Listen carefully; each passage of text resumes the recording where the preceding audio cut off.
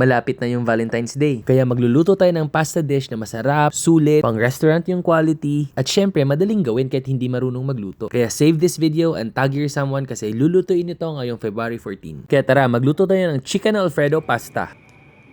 So for this recipe, I'm using chicken breasts. Pinilay lang natin to yung hindi masyadong makapal. Then season natin on both sides ng salt and pepper, rosemary, thyme, and olive oil. Spread it over and make sure na evenly coated on all sides. Then set aside muna natin to ng mga 1 hour. After 1 hour, let's cook the chicken. Nag-add lang tayo ng olive oil and butter. Once melted, add your chicken. Then flip lang natin to every 3 minutes. Wag lang natin yung overcook para ma-retain yung juiciness ng chicken. Then set aside. And yung oil na natira, wag nyong itapon yan kasi nandyan lahat ng flavors ng chicken. Then sa pan, add tayo ng maraming garlic, 2 pouch ng all-purpose cream, parmesan cheese, maraming paminta, then mix. Add more salt if needed, then patayin natin yung apoy, then add tayo ng butter. Let it melt and our sauce is done. Then just cook your pasta according to package instructions until maging al dente. Then for presentation, slice lang natin yung mga chicken diagonally. And we're ready to serve! Kalamihan ni Iggy, gutom na po ko!